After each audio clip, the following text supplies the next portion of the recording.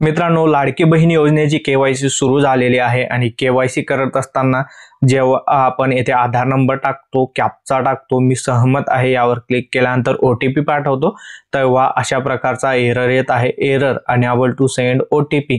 काही जणांना असा एरर येतोय, परंतु मोबाईलवरती OTP येतोय. काही जणांना एरर येतोय आणि मोबाईलवरती OTP येत नाही. ज्यांना OTP येतोय त्यांच्यासमोर OTP टाकण्याचा पर्याय येत नाही. तर मग आता केवायसी कशी करायची, या प्रॉब्लेमचं सोल्युशन काय आहे त्याबद्दल माहिती मी या व्हिडिओमध्ये सांगणार आहे. व्हिडिओ शेवटपर्यंत पहा, खूप कामाचा आहे आणि केवायसी बद्दलची माहिती पण मी तुम्हाला पुढे सांगणार आहे.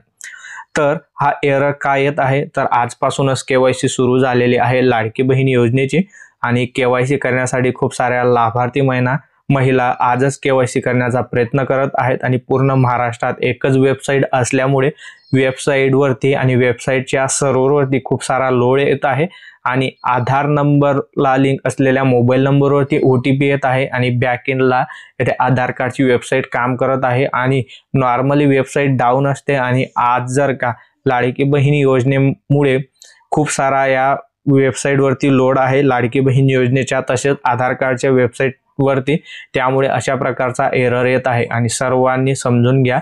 केवायसी करण्यासाठी 2 महिने मुदत आहे. शासन निर्णयात दिलेल्या माहितीनुसार केवायसी करण्यासाठी जेव्हा शासन निर्णय जाहीर झालेला आहे म्हणजेच 18 सप्टेंबर 2025 रोजी, त्या दिवसापासून ते पुढील 2 महिने म्हणजे 18 नोव्हेंबर 2025 पर्यंत तुम्ही केवायसी करू शकता. त्यामुळे आरामाने केवायसी करा.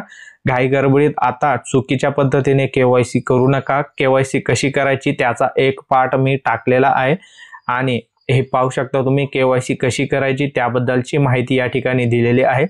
तर आधी वेबसाईटवरती यायचं, ज्या प्रकारे मी तुम्हाला आधीच्या व्हिडिओत सांगितलेलं आहे.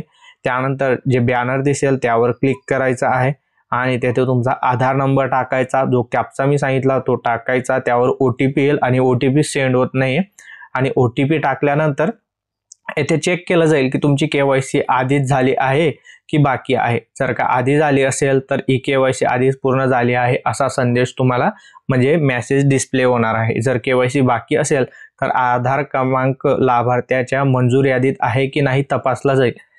त्यानंतर म्हणजे तो लाभार्थी पात्र आहे का ते चेक केलं जाईल. जर का पात्र नसेल तर अशा प्रकारचा मेसेज येईल की आधार क्रमांक मुख्यमंत्री माझी लाडकी बहीण योजनेच्या पात्र यादीत नाही. जर तुम्ही पात्र नसाल तर अशा प्रकारचा मेसेज येईल आणि जर तुम्ही पात्र असाल तर लाभार्थ्यांच्या मोबाईल नंबरवर पात्र झालेला OTP टाकावा लागेल आणि तो सबमिट करावा लागेल. तर सबमिट केल्यानंतर येथे तुम्हाला विचारलं जाईल KYC साठी वडील, पती आणि वडील यापैकी एकाचा आधार नंबर टाकायचा आहे. आता ज्यांचं लग्न झालं असेल तर त्यांनी पतीचा आधार नंबर टाका आणि ज्यांचं लग्न बाकी असेल, अविवाहित महिला असतील तर त्यांनी वडिलांचा आधार नंबर टाकायचा आहे. कॅप्चा टाकून परत तो सेंड करायचा आहे. त्यानंतर पतीचा नंबर टाकला असेल तर त्यांच्या आधार कार्डला लिंक असलेल्या मोबाईल नंबरवरती OTP आणि अविवाहित महिलांनी वडिलांचा नंबर टाकला असेल तर वडिलांच्या आधार नंबरला लिंक असलेल्या मोबाईल नंबरवरती OTP. त्यानंतर या ठिकाणी विचारलं जात आहे, यानंतर लाभार्थ्याचे जात प्रवर्ग पर्याय निवडायचा आहे. खालील बाबी प्रमाणित करायच्या आहेत. त्यानंतर येथे बघा, माझ्या कुटुंबातील केवळ एक विवाहित आणि एक अविवाहित महिला लाभ घेत आहे, होय की नाही ते तुम्हाला सिलेक्ट करायचं आहे. माझ्या कुटुंबात कायम कर्मचारी किंवा सदस्य नियमित सरकारी विभाग उपक्रम म्हणजे माझ्या कुटुंबात कोणी सरकारी कर्मचारी किंवा निवृत्ती वेतन घेत नाही, या प्रकारचं होय किंवा नाही करायचं आहे.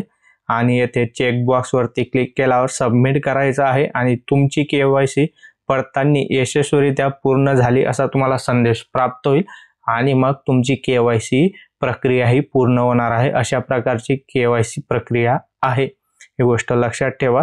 जेव्हा वेबसाईट नॉर्मल चालायला लागेल, व्यवस्थित चालेल, तेव्हा मी एक अजून डिटेल व्हिडिओ तुमच्यासाठी घेऊन येणार आहे. तोपर्यंत KYC करण्याचा कोणीही प्रयत्न करू नका. हा शासन निर्णय तुम्हाला लागणार असेल तर मी आपल्या टेलिग्राम चॅनलमध्ये टाकून देणार आहे, कम्प्युटर वर्ल्ड सेंटर. तुम्ही हा व्हिडिओ फेसबुकवरती पाहत असाल तर डिस्क्रिप्शनमध्ये म्हणजे पिन कमेंटमध्ये लिंक देऊन देणार आहे आणि यूट्यूबवरती पाहत असाल तर डिस्क्रिप्शनमध्ये लिंक देऊन देणार आहे. व्हिडिओ महत्त्वाचा आहे, पुढे जास्तीत जास्त शेअर करा आणि अशाच अपडेट्ससाठी चॅनलला सबस्क्राईब आणि फॉलो करा. मी अविनाश तिरमले पुन्हा भेटू अशाच एका महत्त्वाच्या आणि नवीन व्हिडिओमध्ये. तोपर्यंत जय महाराष्ट्र, जय खानदेश.